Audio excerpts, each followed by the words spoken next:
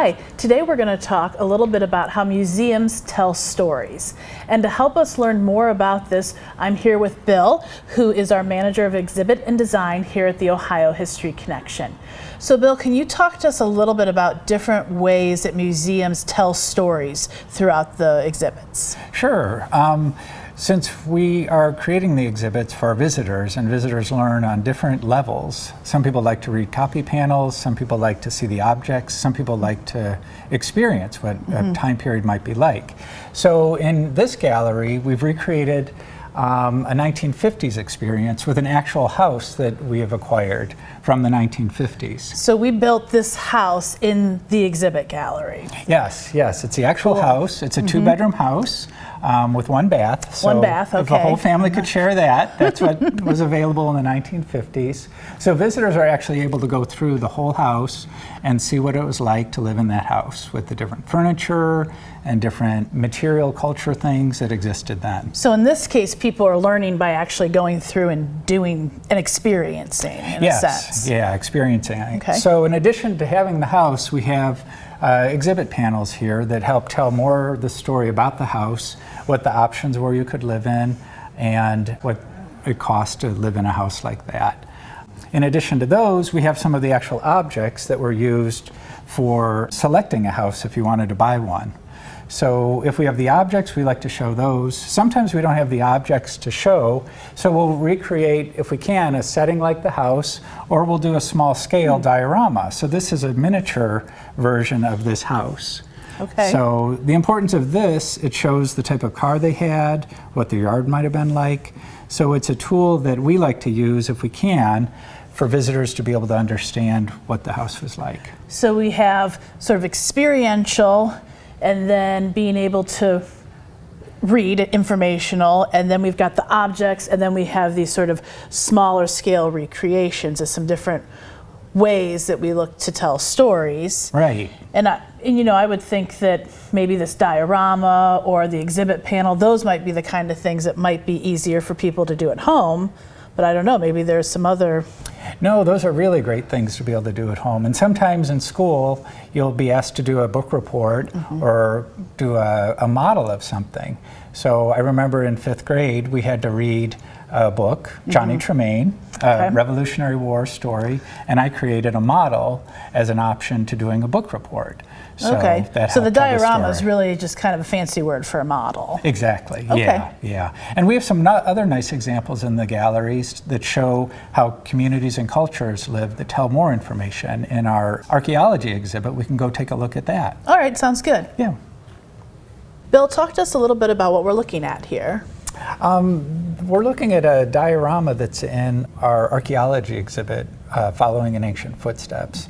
And it's a recreation of an ancient culture that lived during the Fort Ancient period in what is now Montgomery County, Ohio. And it's referred to as Sunwatch Village. And the great thing about this diorama is it shows so many different daily activities that this community would engage in.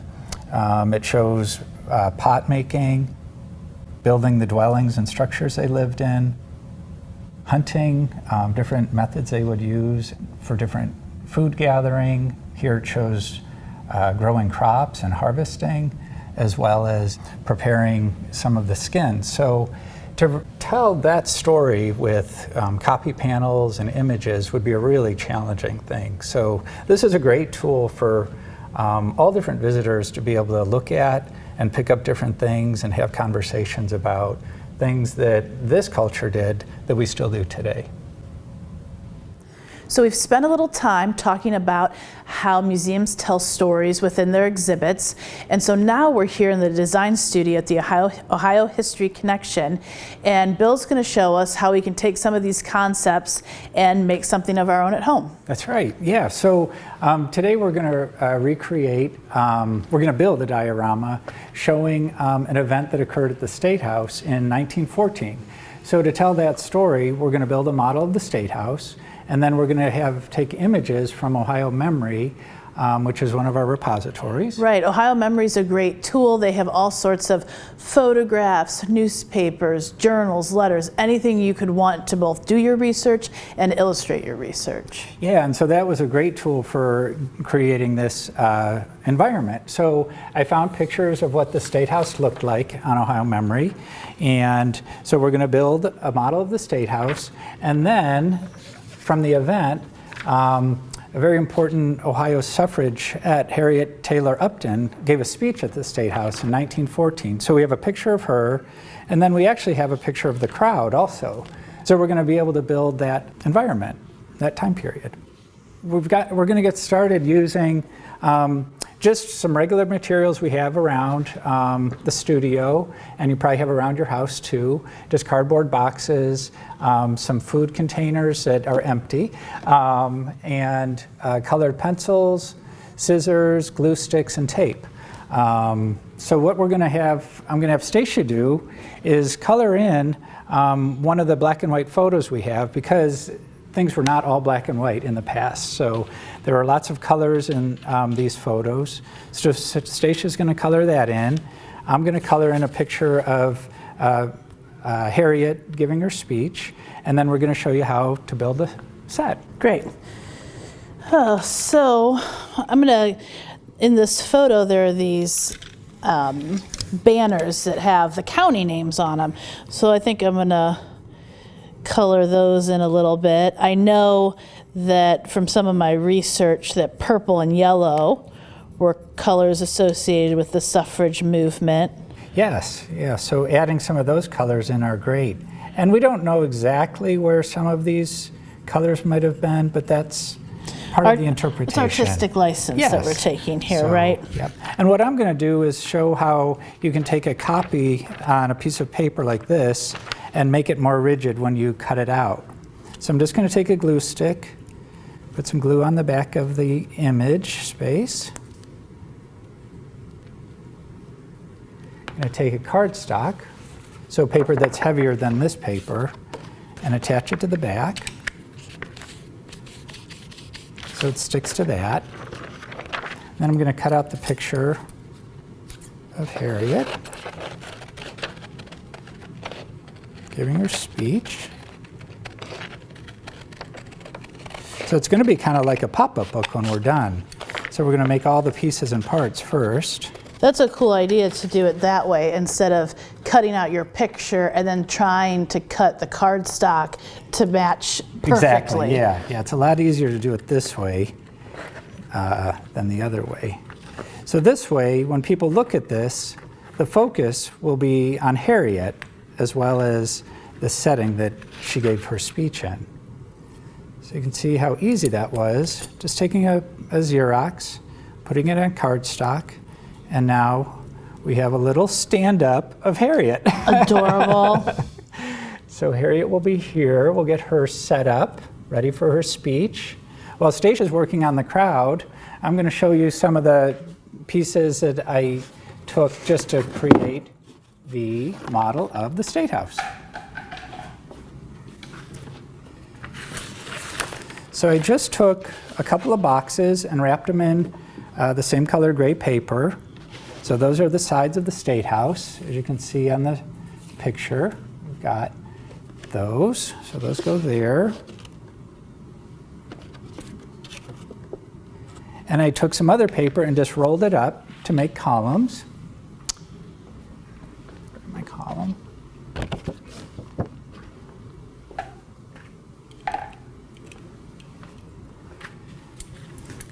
So just to make the columns, I just took paper. And if you had like toilet paper rolls or paper towel rolls, you could use those. There's a lot of different materials around the house that create the shapes you need when you're building a diorama. So it's really you're just kind of the found objects around your house and using your creativity to make them what you need, really, huh? Exactly, yeah. It's sort of it's a fun sort of puzzle. You put pieces together. Sometimes the scale's not exactly perfect, or it's larger or smaller than it might have actually been. But the important part is that you're helping to tell a story. And everybody sees things differently. So being able to show people all the pieces and parts are really important. So there is the base of the State House. And I have a little piece here that's our roof. So you can see the State House coming together. And then the iconic part of the Ohio State House is the cupola. So the cupola is the top piece, the round part on top of the building. And so I'm going to use this cheese box to make that cupola. I'm just going to wrap this cheese box, put some paper on it. So you can see we're just using the regular stuff you have around the house to make a model. And you know, when you're using scissors and different tools, it's good to have your parents around to help you if you need it. And so now we've got the cupola on top of the State House.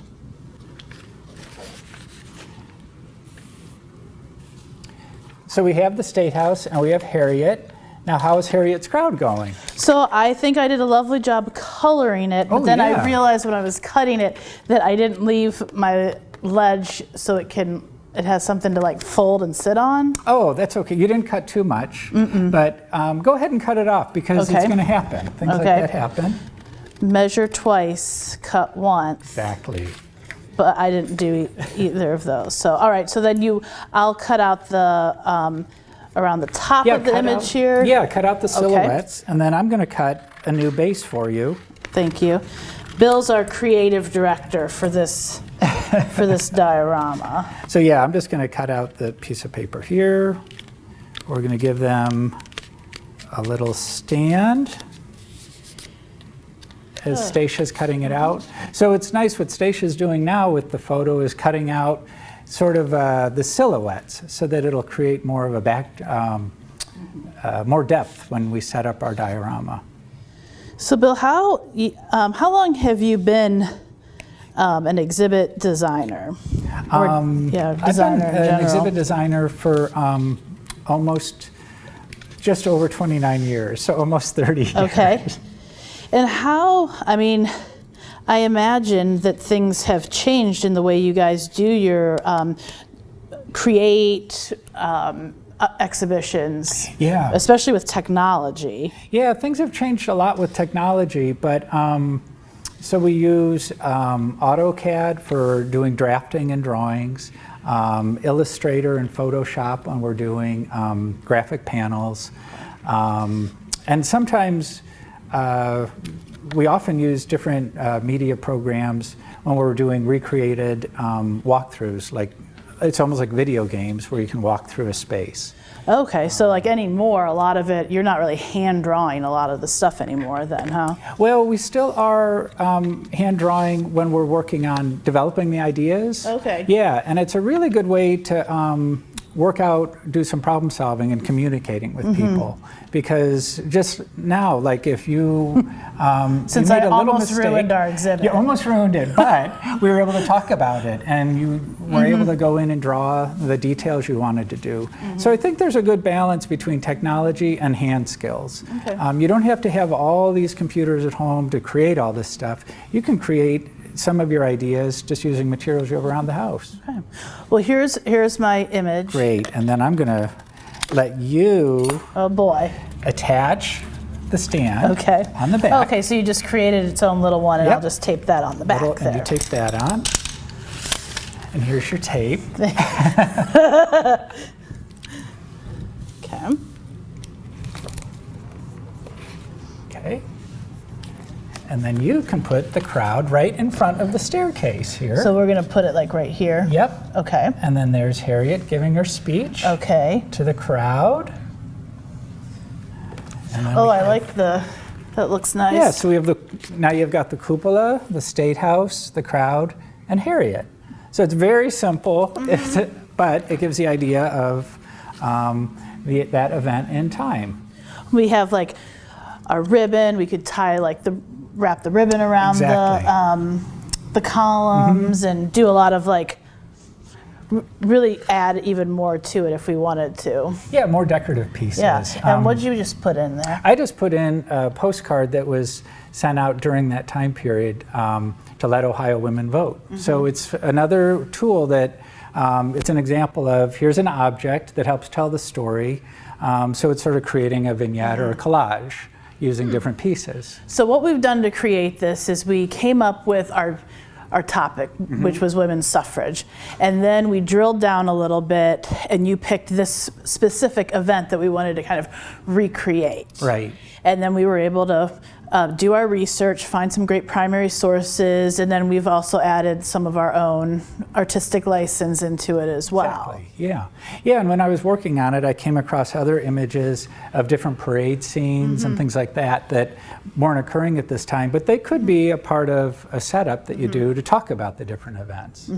Yeah, I mean, there's a lot of cool research that could be done to continue to build on this, right? Like putting in some additional like trees, or adding maybe a couple little for the phrases that were used during the suffrage movement. I could see like creating little banners and hanging those along the roof line here of our State House. Right. I mean, you could add all different things. And then even, you know, I was thinking about once when I was doing the research on the State House, so many different activities occurred there.